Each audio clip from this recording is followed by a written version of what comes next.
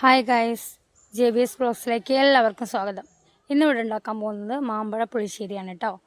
ഞാൻ എൻ്റെ വീട്ടിലേക്ക് വരുന്നത് എന്താണ്, അവിടെ എൻ്റെ നാത്തൂനാണ് മാമ്പഴ പുളിശ്ശേരി ഉണ്ടാക്കുന്നത്. അവൾക്ക് നന്നായിട്ട് അറിയാതെ ഉണ്ടാക്കാൻ. അപ്പോൾ അവൾ നന്നായിട്ട് മാങ്ങയൊക്കെ കഴുകി വൃത്തിയാക്കി ഞെട്ടിയൊക്കെ കളഞ്ഞ് ഇതിൻ്റെ തോല് കളയണം. ഇത് അനിയൻ ഉണ്ണിക്കുട്ടൻ പറഞ്ഞിട്ടുണ്ട് ഉണ്ടാക്കണ്ട, ഇന്ന് നാളെ ഉണ്ടാക്കിയാൽ മതി എന്നൊക്കെ പറഞ്ഞ് പോയിട്ടുണ്ട്. കാരണം ഓന് ലീവില്ലാത്തതുകൊണ്ടേ ഓൻ വരുമ്പോഴേക്കും എല്ലാവരും ഇത് കഴിച്ച് കഴിഞ്ഞാലോ വിചാരിച്ച് പേടിച്ചിട്ട് ഓൻ ഉണ്ടാക്കണ്ട പറഞ്ഞത്. മിക്കവാറും ഇത് കഴിയും, ഞങ്ങൾക്ക് എല്ലാവർക്കും നല്ല ഇഷ്ടമാണ്. അങ്ങനെ തോല് കളഞ്ഞ് മാമ്പഴമൊക്കെ റെഡി ആയിട്ടുണ്ട്. ഇനി ഇത് എന്താ ചെയ്യണമെന്ന് നമുക്ക് നോക്കാം. ഇനി നമുക്ക് കറി വയ്ക്കാനായിട്ടൊരു മൺചട്ടി അടുപ്പത്ത് വയ്ക്കാം. അതിലേക്ക് തോല് കളഞ്ഞ മാമ്പഴം ഇട്ടിട്ട് കുറച്ച് വെള്ളം ഒഴിച്ചിട്ട് കുറച്ച് മഞ്ഞൾപ്പൊടിയും കുറച്ച് മുളക് പൊടിയും കുറച്ച് ഉപ്പും പിന്നെ ഒരു 3-4 പച്ചമുളകും കൂടെ കീറിയിടുക. അങ്ങനെയാണ് ടാനു വയ്ക്കുക.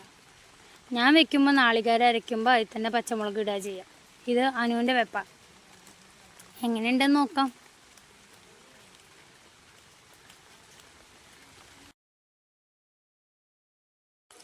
എന്നിട്ട് ഇതിലേക്ക് കുറച്ച് വെള്ളം കൂടി ഒഴിച്ച് കൊടുത്തിട്ട് ഇത് അടച്ചു വയ്ക്കാം.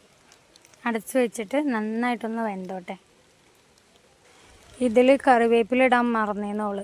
അപ്പം അടപ്പ് തുറന്നിട്ട് വീണ്ടും കറിവേപ്പിലിട്ടിട്ട് നന്നായിട്ട് അടച്ചു വെച്ചിട്ടുണ്ട്. ഇപ്പം ഇത് നന്നായിട്ട് വെന്തു കേട്ടോ. വെന്തതിന് ശേഷം നല്ല തിളയ്ക്കുന്നുണ്ടല്ലേ, നല്ല കുറുകി നല്ല രസത്തിൽ വന്നിട്ടുണ്ട്.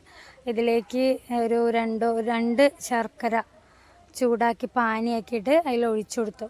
എന്നിട്ട് നമുക്ക് മധുരം എത്ര വേണോ അതിനനുസരിച്ച് ഒഴിച്ചാൽ മതി കേട്ടോ. ഇത് ഫുള്ളായിട്ട് ഒഴിക്കണം എന്നില്ല, പക്ഷേ ഇതിൽ മധുരം കുറച്ച് കുറവായിരുന്നു, അതുകൊണ്ട് അത് ഫുള്ളായിട്ട് ഒഴിച്ചു.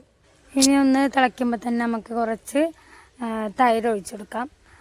കട്ട തൈരാണ്, അത് ഓള് കുറച്ച് ഉടച്ചതാണ്, ഇത്തിരി ഒഴിച്ചു കൊടുത്തിട്ടുള്ളൂ. തൈര് വേണ്ടാത്തവർക്ക് ഒഴിക്കണം എന്നില്ല കേട്ടോ. തൈര് ഒഴിച്ചിട്ടാണ് ഞങ്ങൾ ഉണ്ടാക്കുക. അങ്ങനെ തൈര് ഒഴിച്ചു. ഇനി സിമ്മിലിട്ട് വെച്ചിട്ടുണ്ട്, നന്നായിട്ട് തിളച്ചോട്ടെ. അപ്പോഴേക്ക് നമുക്ക് തേങ്ങ അരയ്ക്കാം. നാളികേരമൊക്കെ ചിരവി ജീരകം ഇട്ട് അരയ്ക്കാൻ റെഡിയാക്കി വെച്ചതാണ്. അങ്ങനെ അരപ്പ് കറിയിലേക്ക് ഒഴിച്ചു. ഇനി കുറച്ച് നാളികേരം അവിടെ മാറ്റി വെച്ചിട്ടുണ്ട് കേട്ടോ, അതിൽ കടുക് ഇട്ടിട്ടൊന്ന് അരയ്ക്കാൻ വേണ്ടിയിട്ടാണ്.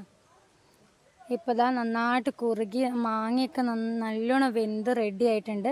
ഇതാ കുറച്ച് കടുകും കൂടെ കൂട്ടി നാളികേരം കൂടി അരച്ചിട്ട് ഒഴിച്ചാൽ അതിൻ്റെ ഒരു സ്മെല്ലും ടേസ്റ്റും ഒക്കെ കിട്ടും. ഇനി നമുക്ക് കുറച്ച് കടുകും കൂടെ ഇട്ടിട്ട് ഒന്ന് ചതച്ചെടുക്കാം. നല്ലോണം അരയണമെന്നില്ല, ചതച്ചാൽ മതി. ഇനി ഇത് നന്നായിട്ട് തിളയ്ക്കേണ്ട ആവശ്യമില്ല കേട്ടോ.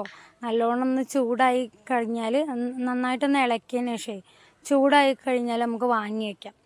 ഇത് തിളയ്ക്കേണ്ടെന്ന് പറഞ്ഞിട്ടുണ്ട്. അനുവിൻ്റെ അമ്മ മാമ്പഴ പുളിശ്ശേരി ഉണ്ടാക്കുമ്പോൾ അനുവിനോട് പറഞ്ഞിട്ടുണ്ട്, ഇത് വല്ലാതെ തിളപ്പിക്കരുത്, കടുക് അരച്ചതിന് ശേഷം അങ്ങനെ തിളപ്പിക്കാൻ പാടില്ല എന്ന്. അപ്പോൾ കയ്പ്പ് വരുമെന്നാണ് പറഞ്ഞത്. അപ്പോൾ അനു അതേപോലെ ചെയ്തിട്ടുണ്ട്. ഇനി നമുക്ക് വറുത്തിടാം. ഒരു ചീനച്ചട്ടി അടുപ്പത്ത് വെച്ച് കുറച്ച് വെളിച്ചെണ്ണ ഒഴിച്ച് അതിലേക്ക് കടുക്, പിന്നെ ഉലുവ, ഉണക്കമുളക്, കറിവേപ്പില ഇതെല്ലാം കൂടെ ഇട്ടിട്ട് നന്നായിട്ട് വറുത്തിട്ട് കറിയിലേക്ക് ഒഴിക്കാം. ഇത് നമ്മളെ കറി റെഡിയായി വന്നിട്ടുണ്ട്. ഇനി ഇത് ഇളക്കാൻ പാടില്ല, കുറച്ച് സമയം മൂടി വെക്കണം എന്നാണ് അനി പറഞ്ഞത്. അപ്പോൾ അങ്ങനെ ഞങ്ങൾ മാമ്പഴ പുളിശ്ശേരി റെഡി ആയിട്ടുണ്ട്. ഞങ്ങൾ ടേസ്റ്റ് നോക്കി, നല്ല ടേസ്റ്റ് ഉണ്ട്. ഇതാ തുറന്ന് നോക്കുമ്പോൾ അടിപൊളിയായിട്ടോ. കുറച്ച് ഒരു 5-10 മിനിറ്റ് അടച്ച് വെക്കണം കേട്ടോ, അതിന് ശേഷം നമുക്ക് തുറന്ന് നോക്കാം. അപ്പോൾ ഞങ്ങൾ മാമ്പഴ പുളിശ്ശേരി റെഡിയായി. ഞങ്ങളെ വീഡിയോ ഇഷ്ടമായെങ്കിൽ ലൈക്ക് ചെയ്യണം, സബ്സ്ക്രൈബ് ചെയ്യണം, ഷെയർ ചെയ്യണം.